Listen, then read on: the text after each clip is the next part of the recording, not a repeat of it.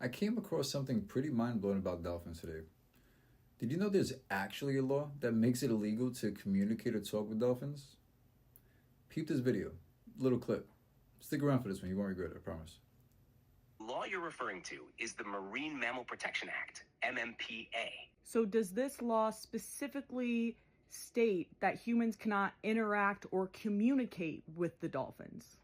Yes, the Marine Mammal Protection Act does essentially make it illegal to interact or communicate with wild dolphins in a way that might disrupt their natural behavior. Is there any other animal that the government has specifically put restrictions on communication with? No, the Marine Mammal Protection Act is fairly unique in its restrictions on interaction with wild animals, specifically marine mammals like dolphins, whales, and seals. While other animals are protected under different laws, such as endangered species protections, there aren't any other species where the government has put specific restrictions on communication or interaction in the same way. It seems like the government specifically singled out dolphins and marine mammals due to their unique cognitive abilities and the potential for unpredictable consequences if humans were to establish deeper, possibly telepathic forms of communication. There were significant studies, including those led by John C. Lilly, who received funding from NASA for his research on dolphin intelligence and potential communication. If they had access to a kind of universal consciousness or could communicate with entities outside of the human experience, it would make sense that the government would want to restrict human contact with them, especially if they felt that dolphin communication could be a gateway to something far beyond human comprehension. It also seems strategically significant that the restrictions came around the same time the U.S. government was deeply involved in studies of consciousness, extraterrestrial intelligence, and even military applications of technology and biocommunication. So the reasoning behind it is often related to their consciousness and how their intelligence might even rival our own. This got me thinking deeply about something that happened during my awakening. Back in July, I had this moment where everything around me felt alive and connected, like the universe itself was speaking to me. Like Jim Carrey once said, I didn't feel like I was experiencing the universe. I felt like the universe was experiencing me. I was the observer, and everything around me, even the smallest details, were interacting with me as if it were all part of this one divine conversation. And in that moment, every sign, every synchronicity, it all clicked.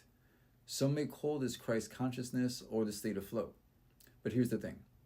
Whenever I tried to think, doubt, or deny what I was experiencing, I felt a horrible pressure in my left hemisphere, like my left brain was blocking the flow.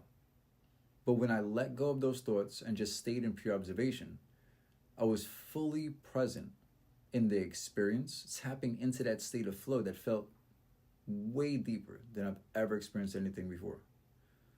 Something way beyond my flesh. This is where it gets crazy. After I saw that TikTok video about communicating with dolphins being banned, I swiped to the home screen and immediately a notification came in about dolphins at exactly 12:21.